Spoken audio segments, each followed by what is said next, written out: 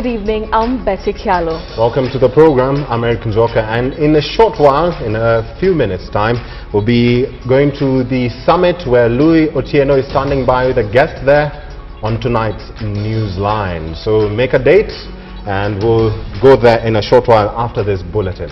All right, to start us off, the government has imposed a dusk to dawn curfew in the northeastern town of Garissa in a bid to curb rampant cases of insecurity and especially acts of terrorism. That's right. This comes a day after security officials promised to implement a raft of measures to curb insecurity in that area. Now, a joint security operation is set to begin tomorrow, and as KTN's Edith Kimani reports, several arrests have been made ahead of this operation. Police officers in Garissa have had a long day. They have had to screen more than 100 people, all of them arrested last night for allegedly not having Kenyan national identification documents.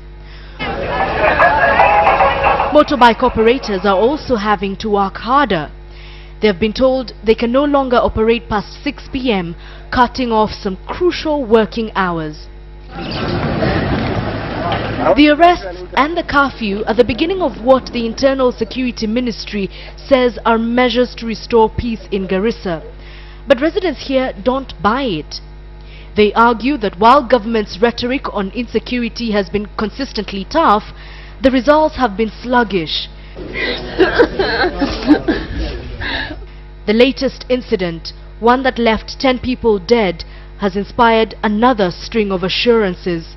We are committed as a government to ensure that the property, the business, the life of every citizen is safe. But not the Deputy President's words, the heavy police presence, or even the interdiction of security agents Sunday have done the trick. Residents here are still operating in fear. Garissa has been the epicenter of violent attacks recently,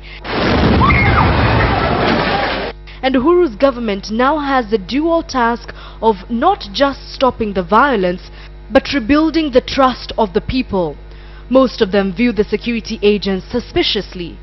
For those that believe in government, they say police screening aliens all day will do little to restore peace in the volatile town. Edith Kimani for KTN. And now from matters security to matters money. Let us now take a look at the MP's greed, starting with the cost of disbanding the SRC. Now, in solidarity, members of Parliament are agitating for the disbandment of the Salaries and Remuneration Commission. Their renewed threats have sparked debate over just what it will take to disband the commission or sack the commissioners altogether. Well, going back to the Constitution, Chapter 15 states that a commission can only be removed from office if a commissioner can only be removed from office if he or she commits serious violation of the Constitution or any other law.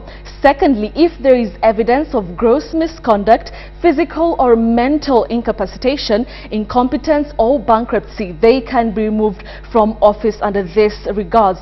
Now, looking at our graphic representation, now according to the Constitution, anyone desiring for the removal of a commissioner on the grounds that I have just mentioned may present a petition to the National Assembly with alleged facts. If the National Assembly is indeed satisfied, the petition is sent to the President, who may suspend the office holder and appoint a tribunal to investigate the claims. Now note that according to the Constitution, a different tribunal is set up for each commissioner. This would mean 13 tribunals. Let us now see what it would cost to have a tribunal altogether. According to the Constitution, a tribunal investigating a commission member may have a sitting of up to 4 people. Typically, government rates dictate that members of a sitting are paid up to 20,000 shillings per day. This means at least 80,000 shillings every day for as long as the tribunal is on, noting that the Constitution does not give any time frames on the tribunal sitting. This simply means more money being churned out by the taxpayers. Moving on to the second option, in which MPs may actually opt to disband the whole commission altogether, then they will have to amend the constitution as provided for in chapter 16. But to amend the constitution is obviously not an easy feat. There would be a fully fledged referendum like the one we had in 2005 and 2010 on the proposed constitution. This will see registered voters go back to the ballot to either support or decline the disbandment of the SRC. A referendum will also be costly to the country, as the last referendum cost the country over 2 billion shillings. In case the commissioners are sent packing after a successful tribunal or referendum, this will see the 13 commissioners awarded a winding up allowance. These allowances total up to 55 million shillings, and this, mind you, is on the lower side. Now, this basically is the cost of disbanding the SRC to serve the interest of your honorable members of parliament. Njoka?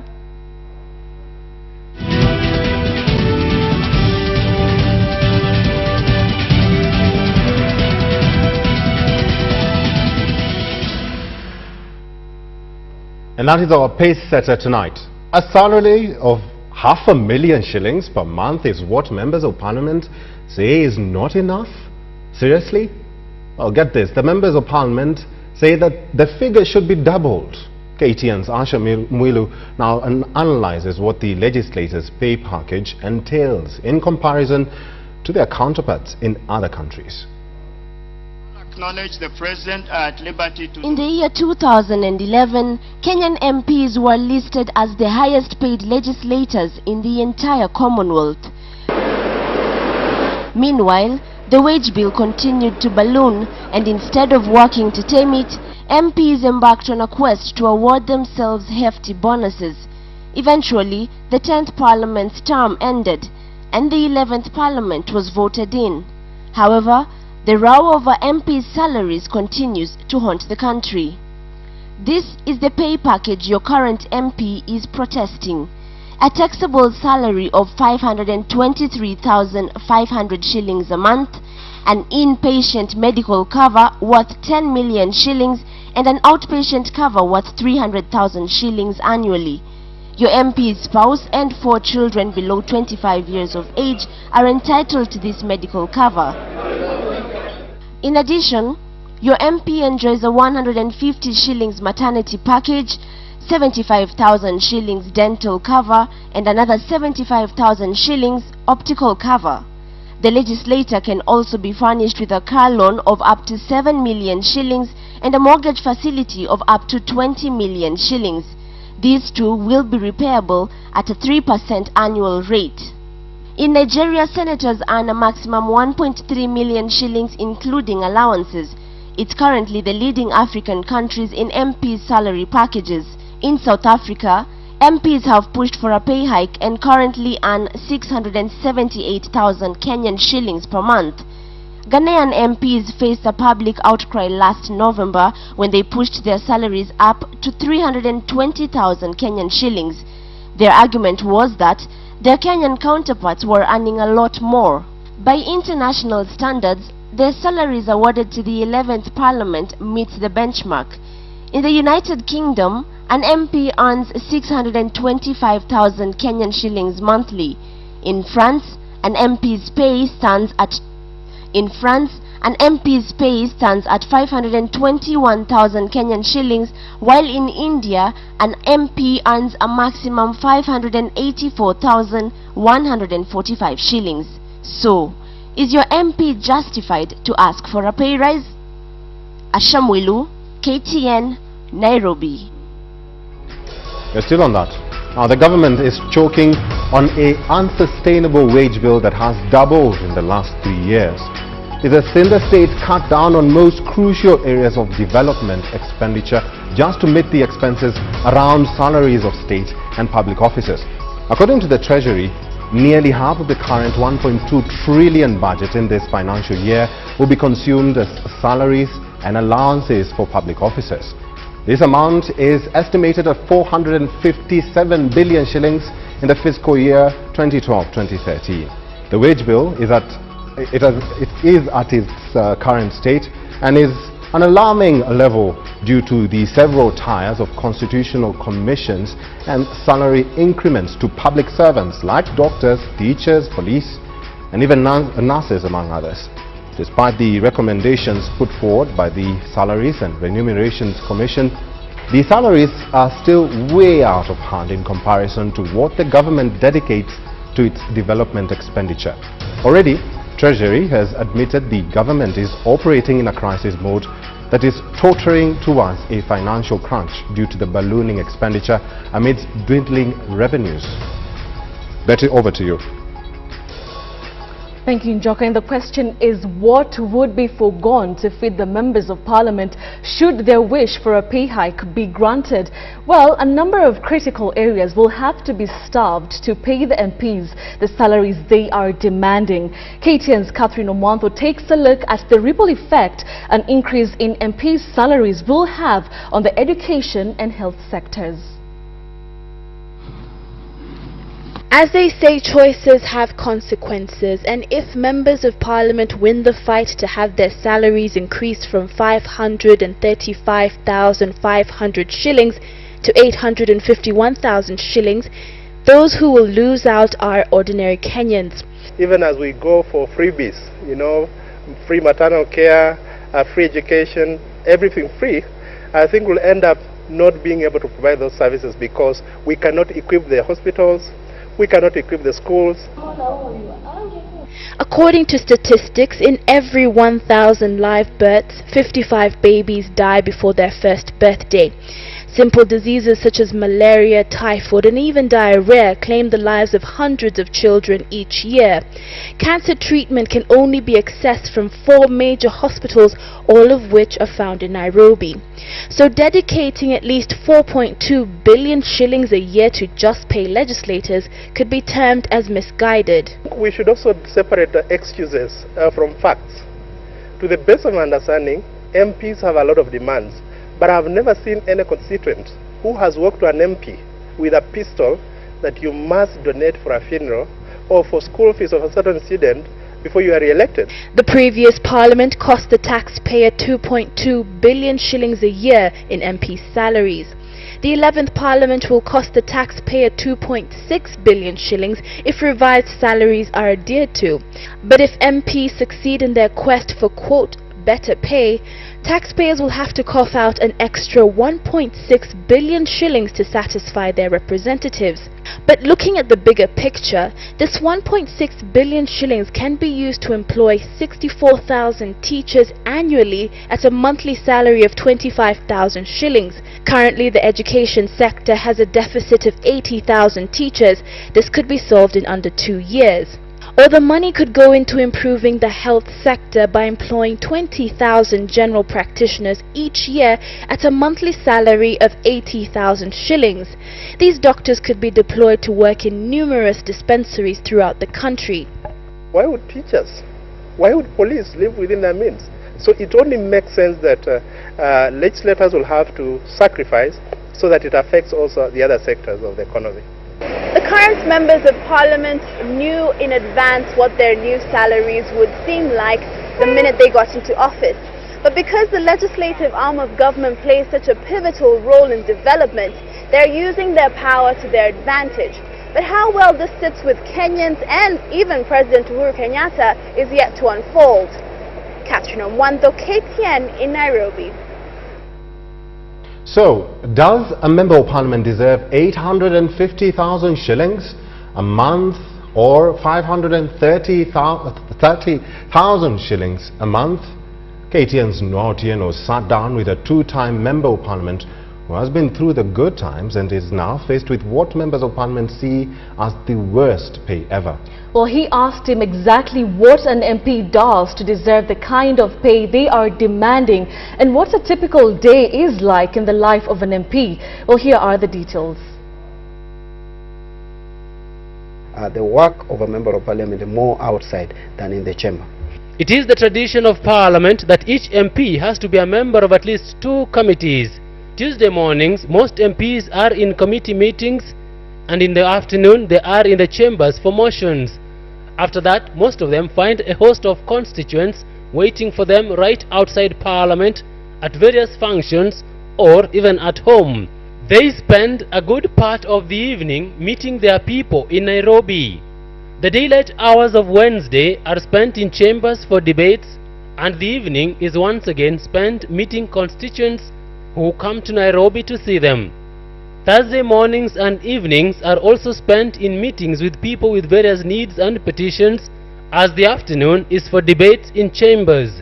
On Friday, they have to start the journey to their constituencies, where they spend the entire weekend receiving delegations at home or attending funerals, weddings and fundraising events. If they do not travel, they spend the Friday doing research on pending bills and the weekend attending functions. But why isn't the new proposed salary enough for all this? You find someone who really is challenged economically, coming to your home very early in the morning. An old mama coming to you, asking you, Mheshimiwa, my child has been sent out of school. I thank you. I got bursary for 5,000, but my child has been sent out of school for the balance of 3,000 shillings. Another one will come. Someone has a problem, maybe the wife was detained in hospital. After treatment, the wife can't come out. Some is maternity, some others. So you realize that before you know it, a lot of your money has gone through social welfare. But MPs are also entitled to allowances. A member of parliament would probably earn another about 180 to 100,000 in sitting allowances in a month. And then the other thing is just mileage, what you are paid when you go to your constituency and come back. It's purely to get you fuel. Still, they all fight so hard to get elected. Just that power, just that feeling good that you're a Mheshimiwa, honorable, I think is what many of us value. And now they are determined to put up a spirited fight for a grant for cars and houses.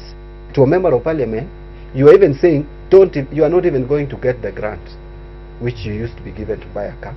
For you to get a car, we have to take a loan to buy that car and go and use it in your constituency. What a contradiction. If there are people who need vehicles in this country, it is people's representatives. Now, KTN Prime.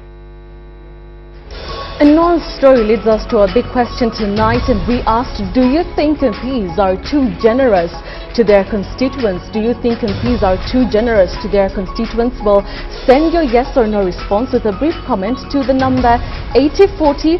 We'll sample your views during this newscast and give you the poll results at the tail end of this bulletin, in which we are asking MPs to end the greed. Njoka?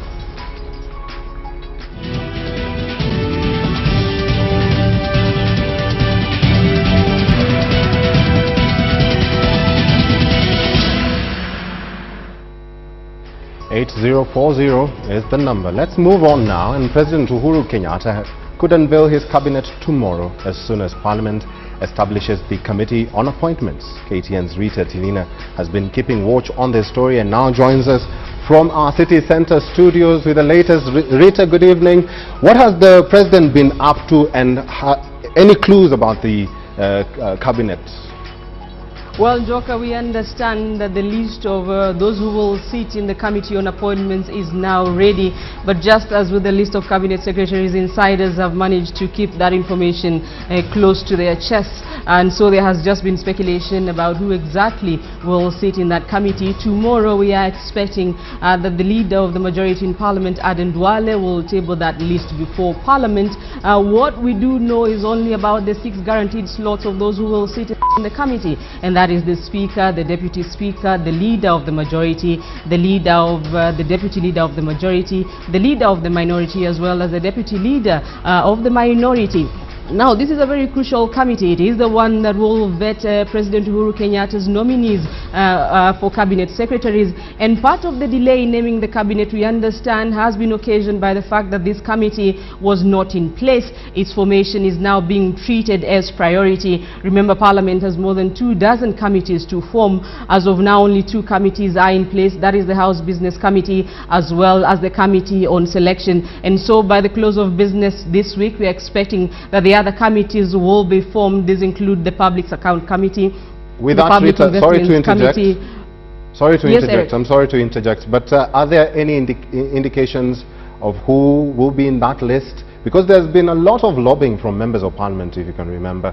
Maybe you can briefly tell us if there is any indication of who is going to be in the cabinet or who is likely to be in the cabinet in that matter. Well, as I have been explaining earlier, Eric, that is information that insiders are keeping close to their chest. Totally remember last week the president gave the structure of his cabinet that will have 18 ministries. This is down from the 44 ministers who served in Mwai Kibaki's administration. But as of now, there is only speculation all around town on who will be in the list of the cabinet, as well as who will sit in the committee on appointments. So we are expecting tomorrow that the committee on appointments will formally be formed, and after it is formed, then it will pave the way for President Uhuru Kenyatta to name his cabinet. Remember, even with the list of 18 cabinet secretaries under the constitution, the president, the deputy president, as well as the attorney general also sit in the cabinet. Eric. Well, thank you very much, Rita Tinina, who's coming to us live from the City Center studio. And we are keeping a watch on the cabinet. And as she said, time is of essence here. And there's a discussion on this. And I'll now take you to the summit where Louis Otieno is standing by live with a guest. Maybe Louis can tell us who is the guest and what he's talking about tonight on Newsline. Louis?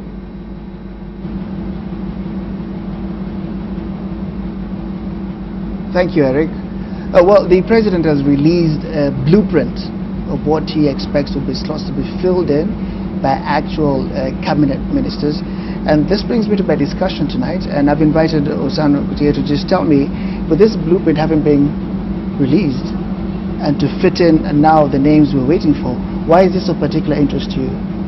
Well, thank you, Louis. The interest is actually not just to me, but to the entire country, because the president having released his blueprint of what he sees as the cabinet secretaries, of 18 cabinet secretaries, obviously left out certain portfolios which are, in my view, very important to the nation, and one of them is actually including the function of cooperative development. Well, that's very interesting. That was skipped. We need to find out why. But so we're going to try and find out if the slots are the ones that are good to run as we wait for the names to be filled. And that will be our discussion on Newsline after the night's bulletin. Well, thank you very much, Louis. Looking forward to that conversation coming up in just a short while. We're now going to take a short commercial break, but before then, let's have our big reminder of our big question. We ask, do you think MPs are too generous to their constituents? That's our big question tonight. Do you think MPs are too generous to their constituents? Well, bend your yes or no responses with a brief comment to the number 8040, and we'll surely sample your views at the tail end of this live newscast. You are indeed watching KTN Prime with me, Eric Nzoka, and my colleague here, Betty Kialo. Time for a break. Just ahead on KTN Business Today, there is a looming food crisis following the heavy rains that are wreaking havoc in parts of the country. Also, on tonight's bulletin, we'll let you know how Boeing is meant to compensate Kenya Airways for the late delivery of the Dreamliner 787. Join me, Joy Doreen Bira, on this edition of KTN Business Today.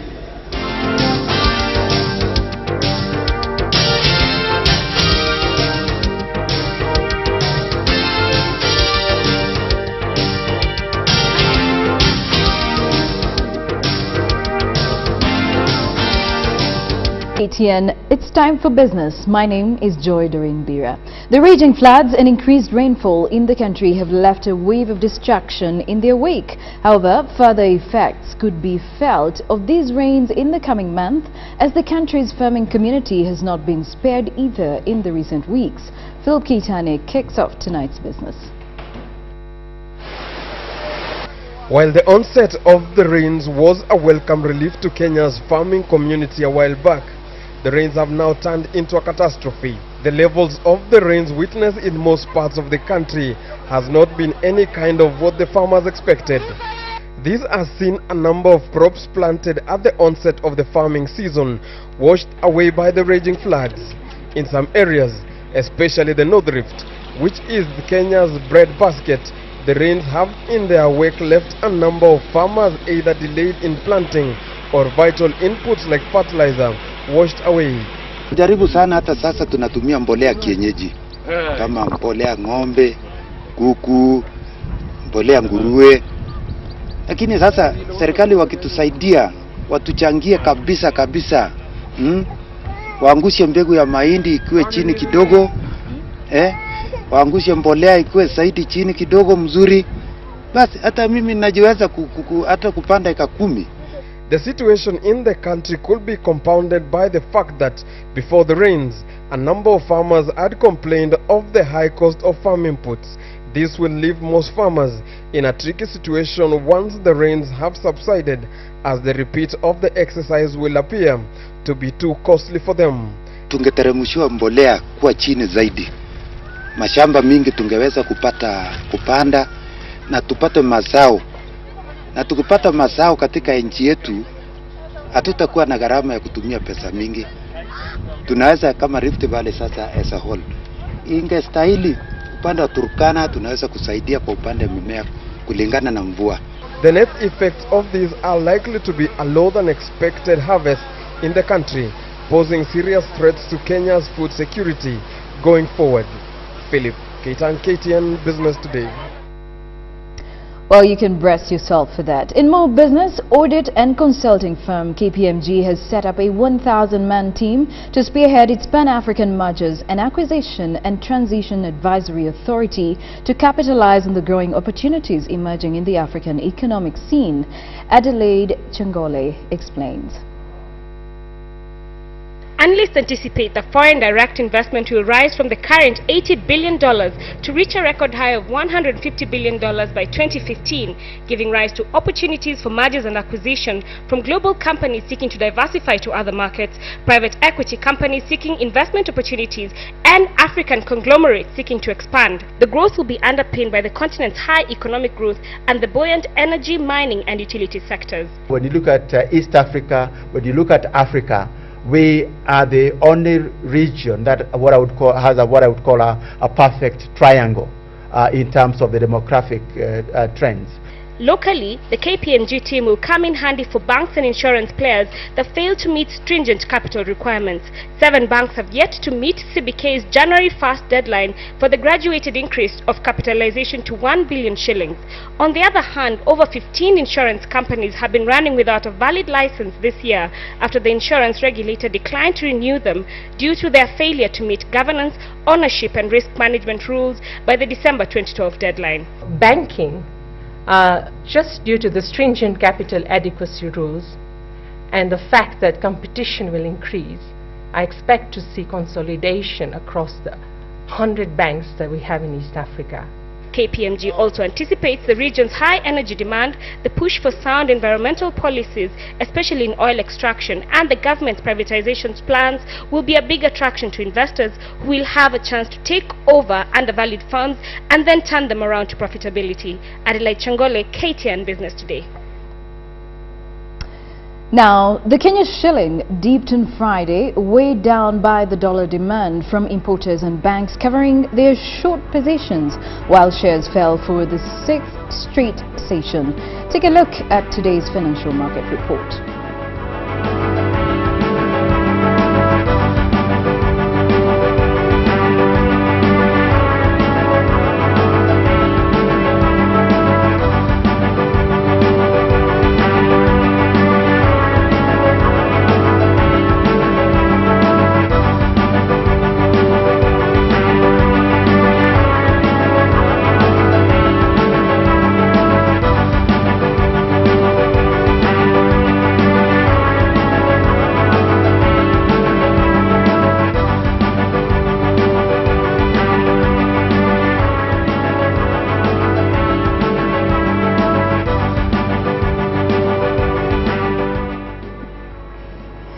And well, that's it that we had on tonight's business. And well, Nicholas Mudimba is coming up with sport, I guess, with all the updates we need to know about the Red Devils game at 10 p.m. Do stay tuned. Have a good evening.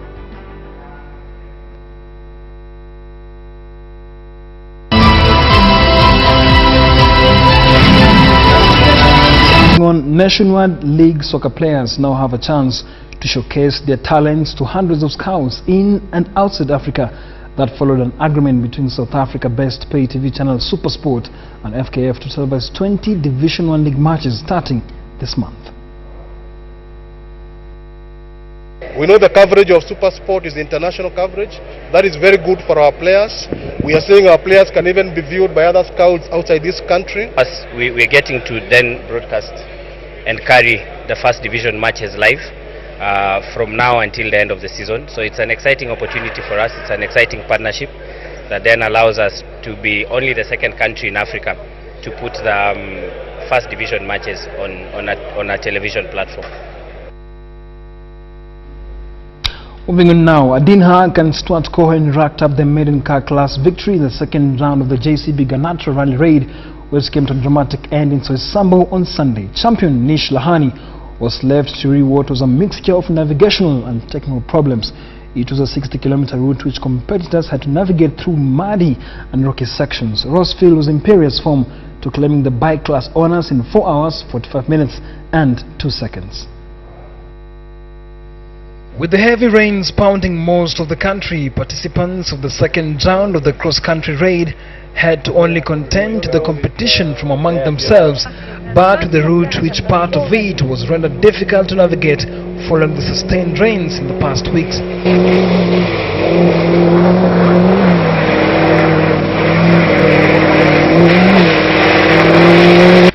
But mud or no mud, it was a dream come true for Adin Haag and pro golfer Stuart Cohen as they managed to win the maiden car class trophy in a Range Rover Bowler machine.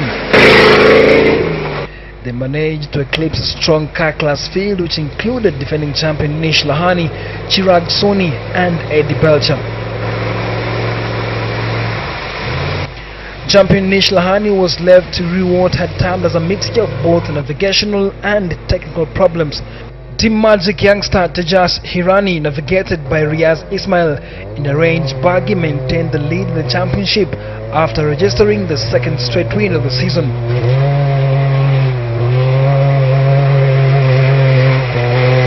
Vincent Bauliga, riding a Can-Am Renegade, cleared the ground with all his opponents in the quads class to chalk up his second successive win of the season.